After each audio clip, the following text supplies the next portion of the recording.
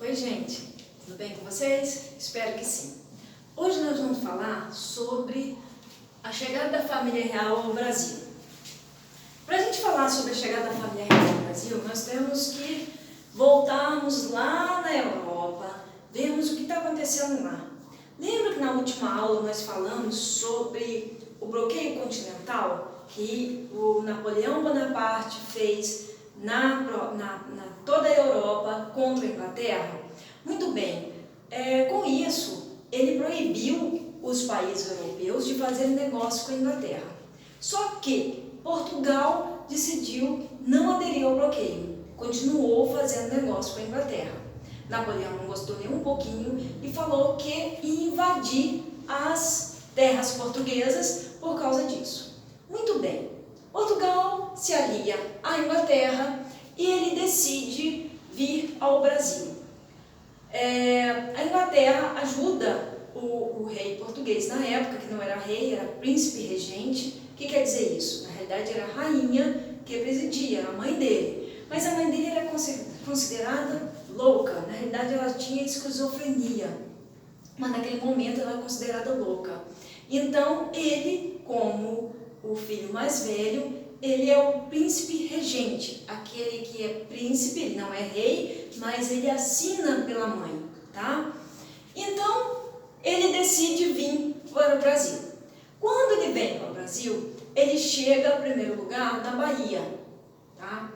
E chegando na Bahia,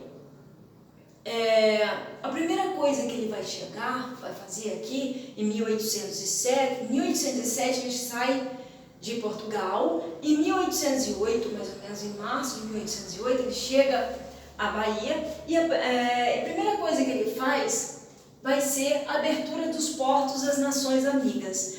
Qual a importância disso, dessa abertura dos portos? O Brasil ele era colônia de Portugal, então tudo que ele vendesse ou comprasse tinha que ir direto para a metrópole, que era Portugal.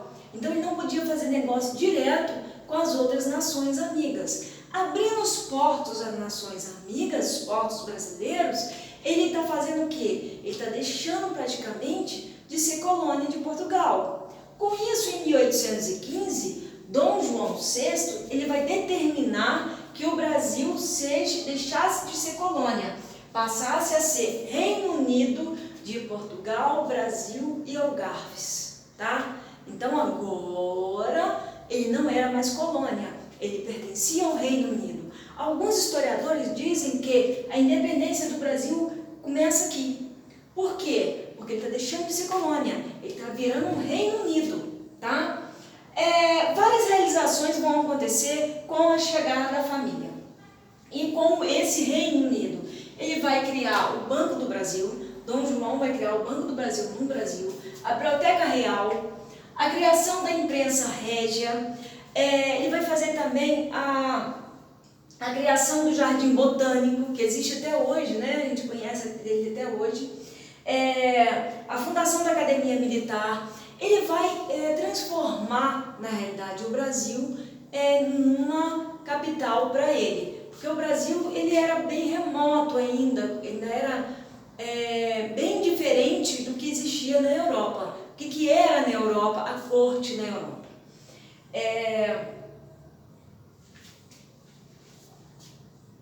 E em 1820 vai acontecer algo lá em Portugal. O que está acontecendo lá em Portugal? Em 1820 vai acontecer a Revolução do Porto. A Revolução do Porto, os portugueses exigiam a volta de Dom João VI a Portugal. Eles falavam o seguinte: se você não voltar para Portugal, nós vamos fazer uma revolução e colocar outra pessoa no seu lugar. Ou seja, você vai deixar de ser rei, né? Com medo disso acontecer, ele volta a Portugal, mas deixa seu filho, Dom Pedro I, como príncipe regente aqui do Brasil. Só que é o seguinte, a elite brasileira começou a se unir a Dom Pedro I, né? E quando Dom João VI volta para lá, ele pede também para o filho dele voltar. Volte, ou você fica aí e assume as suas consequências. Quais eram essas consequências? As estava mandando uma tropa militar para obrigar ele a voltar. E ele vai falar o seguinte, não, eu fico. Nesse dia do fico, ele vai ter várias elites brasileiras, que naquele momento era a parte agrária, os maiores agricultores do Brasil, estavam junto com Dom Pedro I. E falaram com ele, vamos lá, vamos assumir. Qual era o medo deles? O medo deles era voltar a ser colônia. Olha, sentiam um gostinho da independência. A independência estava aqui, ó. O gostinho dela estava ali com a gente. Nós vamos voltar a ser colônia? Não tinha como mais voltar a ser colônia. Então, Dom Pedro I, no dia 7 de setembro de 1822, ele declara a independência do Brasil lá na beirada do rio Ipiranga, que fica em São Paulo, tá? Ele declara aquela imagem do Pedro Américo, levantando a espada, independência ou morte. Aquela imagem ali é um pouco, vamos dizer assim, uma ficção, tá? A gente pode dizer que é o nosso primeiro fake news, porque aquilo ali realmente não aconteceu daquela maneira. Porque ali aparece todos eles muito bem vestidos, ele no cabelo branco, aquela coisa toda, e não foi bem assim que aconteceu. Mas nós não tivemos a participação popular nessa independência brasileira, tá? E a independência brasileira foi uma das independências da América que não houve nenhum embate bélico, ou seja, não houve guerra, tá? Não houve guerra para acontecer a independência do Brasil.